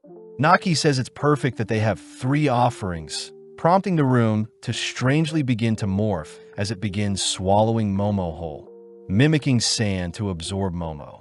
Momo quickly makes use of her psychic abilities to pull herself out of the room, but Naki and the others guard the exit, forcing Momo back into the room as they declare Momo needs to be sacrificed.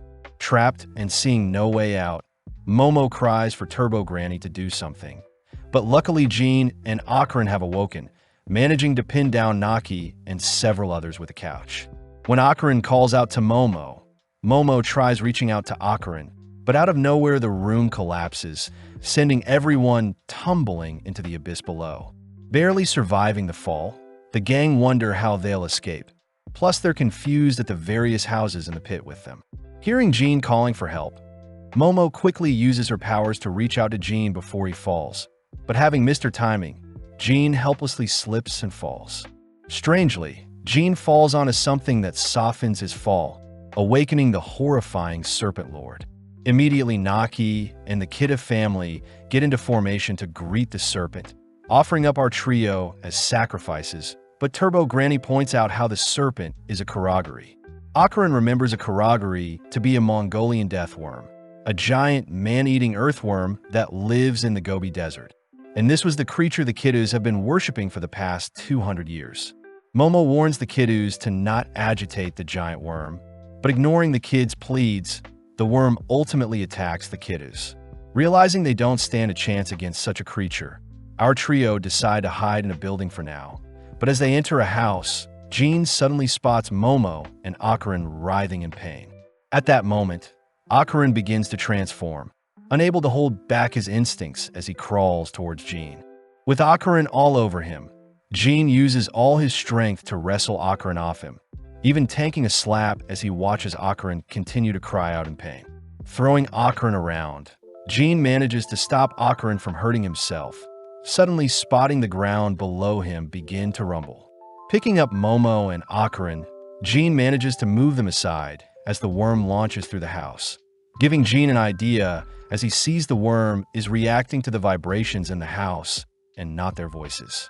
Jean is forced to stop Akarin from hurting himself once more, and as Akarin begs for someone to end his suffering, Jean suddenly remembers the moment when he found his parents attempting to hang themselves, with the last words also begging for their lives to be taken. Jean wonders what could be causing such a visceral reaction, suddenly watching as Momo plunges a glass shard into her belly, but luckily Turbo Granny is stabbed instead. Turbo Granny instructs Jean to tie Akarin up, following up by restraining Momo, only to hear from Turbo Granny that the worm is emitting psychic waves that force people to take their own lives.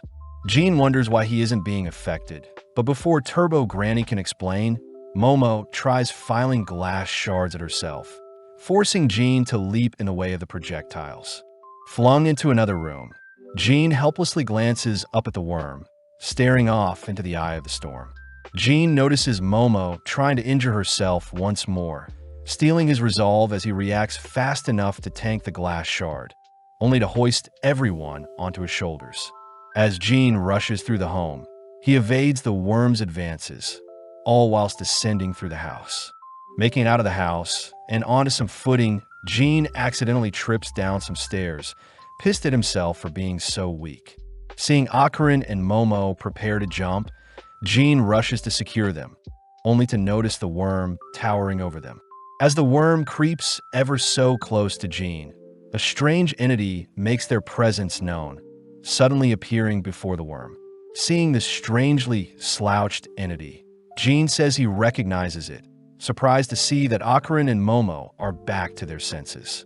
The trio wonder what the creature is before them, suddenly weirded out when the creature dislocates its head to face them, but Turbo Granny cries for the trio to not look at Evil Eye. Turbo Granny says Evil Eye can make anyone go insane and want to harm themselves with a single gaze, the same ability as the worm's psychic waves, and it seems Evil Eye and the worm are canceling each other out. Seeing an opening, Akarin transforms and goes full throttle, instantly decapitating the worm's head, but it manages to sprout another head.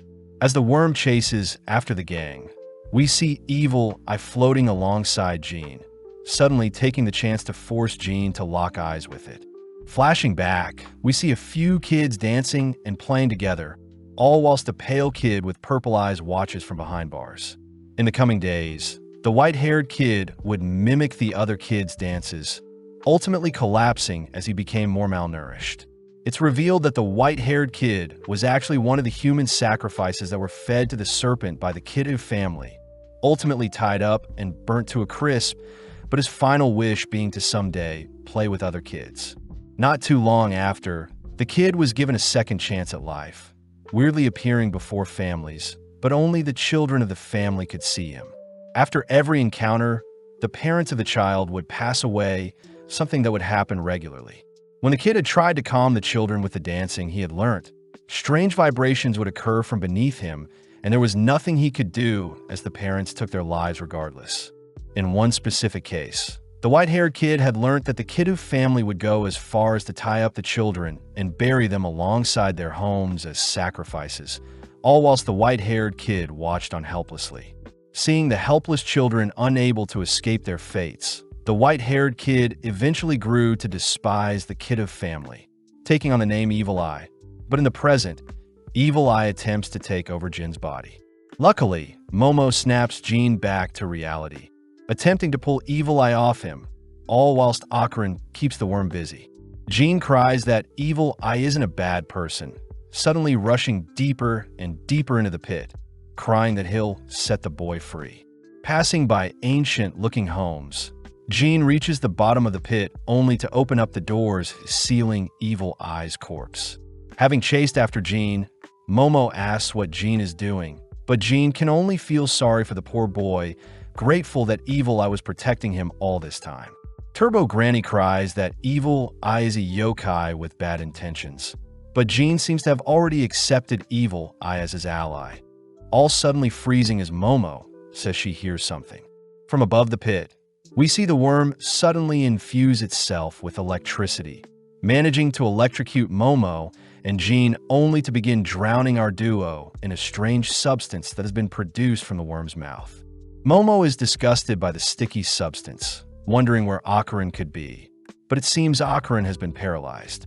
Momo cries that they need to escape, preparing to use her psychic abilities to flee the room, but Jin has strangely been entranced by Evil Eye's corpse. Forced into a hypnotic state, Jin is flung back to the moment when Evil Eye is locked up. Jin apologizes for the poor boy's situation. Hearing that Evil Eye wants to play together, Jin gladly dances and agrees to play for eternity with the boy, something Evil Eye was waiting for as it finalizes its pact with Jin. In the present, Jin cries out in agony, all whilst Turbo Granny scolds Jin for trusting the Evil Eye. With our duo being electrocuted once more, Momo notices the worm has appeared before them, unable to move as the strange substance is binding them to the floor. Seeing as Jean is unconscious, Momo helplessly watches as the worm dives towards them, but out of nowhere, Jean throws out a devastating punch that knocks the worm back. Following up, Jean charges up a torrential kick, completely blowing the worm out of the pit and ripping apart its head.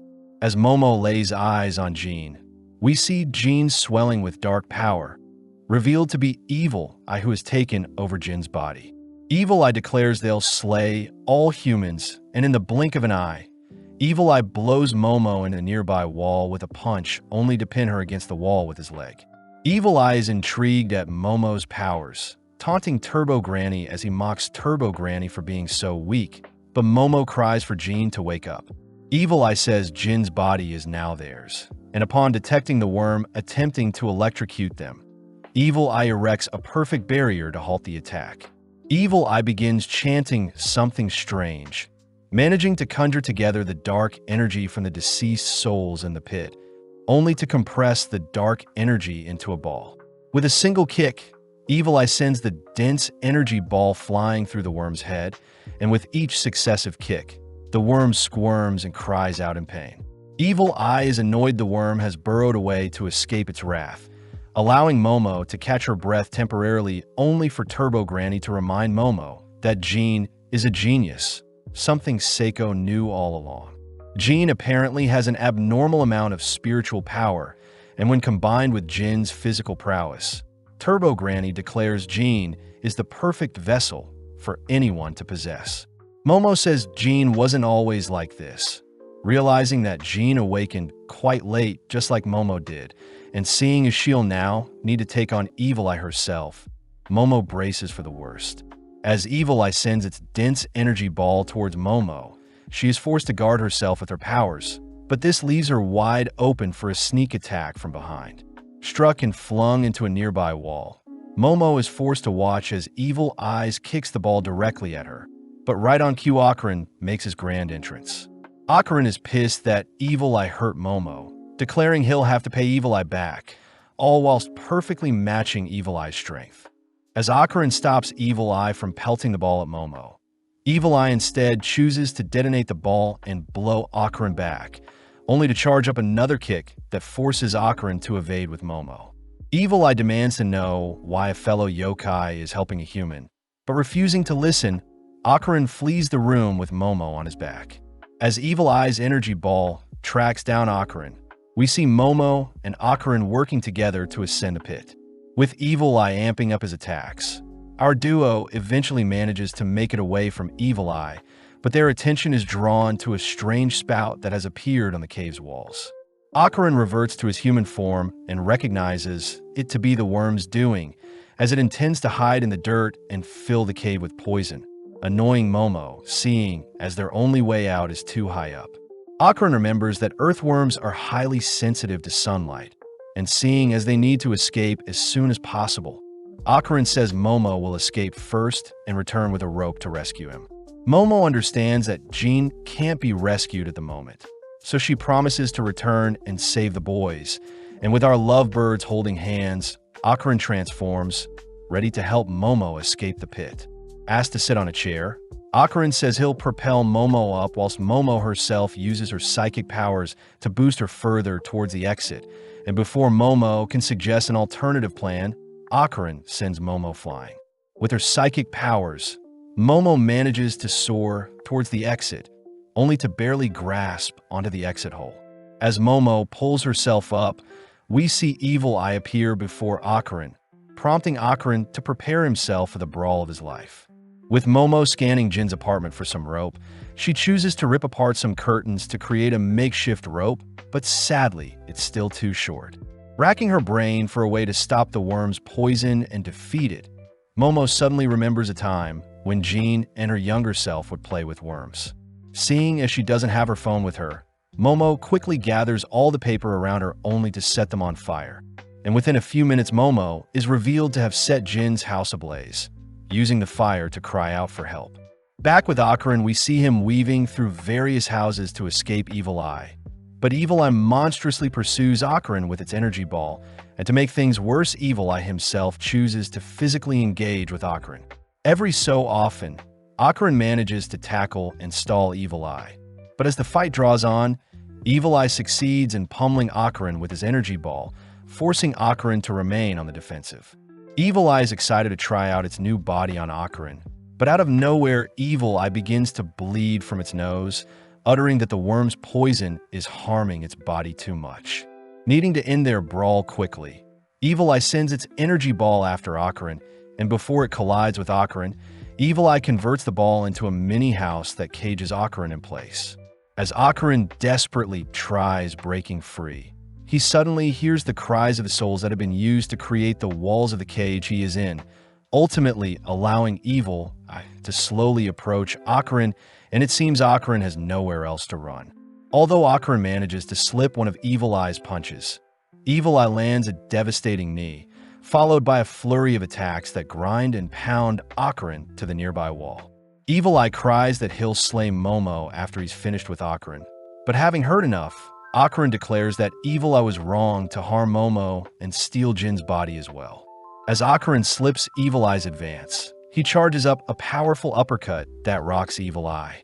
Choosing to go full throttle, Akarin turns the tables and begins pinning Evil Eye to the walls with hundreds of punches, and before Evil Eye can counter, Akarin simply continues his onslaught. Punch after punch, the impact from Akarin's attacks ends up shattering the cursed cage around him, only for Evil Eye to be blown back. As Evil Eye lays limp on the ground, Akarin says he hasn't felt this pissed in a while, and as Akarin himself collapses from exhaustion, he musters up his remaining strength to force his body to move. Seeing as he needs to get closer to the exit for when Momo comes to rescue him, Akarin chooses to drag Jin's unconscious body with him, all whilst Turbo Granny is seen fighting for their life, having been rooted to the floor by the worm's sticky fluid. As Turbo Granny cries out for help, we see Akarin heroically arrive to rescue the poor cat, and with Turbo Granny grateful to see someone come rescuing her, Akarin rushes to retrieve some planks. Placing the planks above the sticky liquid, Akarin begins pulling Turbo Granny away from the sticky floor, only to comedically slip and fall into the sticky substance. Turbo Granny scolds Akarin for being so clumsy, but Akarin says he can't transform, seeing as he already went full throttle twice, desperately calling out to Momo to rescue them. On the surface, Momo is alerted by Akarin's voice, only to demand that the firefighters and police help the people inside Jin's house. Strangely, Officer Tsuru refuses to allow Momo nor anyone else from re-entering the house, and as Tsuru asks for Momo to be dragged away, we suddenly notice the floor beneath them begin to rumble. Right on cue, the earthworm is seen rearing its head as the entirety of its body is seen fleeing from the ground, and as the evening sun begins to harm the worm, Momo cries that everything is going according to plan. In the past, Jin had told Momo that worms breathe through their skin, and after a rainy day, worms escape to the surface to breathe since the soil is too damp for them to survive. As the worm squirms and writhes in agony, it drags its body behind what remains of Jin's house, but Momo refuses to allow the worm to escape. Choosing to use her powers to rail the nearby fire truck into the house, Momo continues to expose the worm to sun, and within a few minutes the worm's body begins to puff up and disintegrates. Becoming all stiff and finally falling over, Momo checks to see if the worm is still alive, but out of nowhere the worm barfs up the entirety of its insides. Surprisingly, Naki and the other kiddos seem to be barely alive, and before Momo can leave to help Akarin escape, the nearby volcano suddenly erupts. As ash and soot scatter across the skies, the nearby townspeople are instructed to evacuate, all whilst Naki says she was right to have sacrificed so many people all along. Momo is still in disbelief that the legend about the Serpent Lord was true, and as Naki demands to know how Momo will rectify things, Momo realizes something strange. Seeing as earthworms can't exist in the sun, Momo says the legend about the mighty earthworm rising to the heavens is actually about the hot spring fountain. Momo says in the past the volcano was destined to erupt no matter what, and it's unfortunate that the legend egged on the Kidda family to continue such a horrific tradition. As Momo picks up the rear section of the earthworm corpse, she chooses to toss it off the mountain, only to run after the corpse, all whilst the kiddos pursue Momo as their next human sacrifice. With Momo dragging the worm through town, she manages to reach the town's hot spring, choosing to plug up the broken water fountain with the corpse. Momo says the magma flowing from the volcano will be the thing she needs to deal with next. And seeing as the corpse of the worm can be used like a hose, Momo raises up the head of the earthworm only to allow the hot spring's water to be fed through its mouth.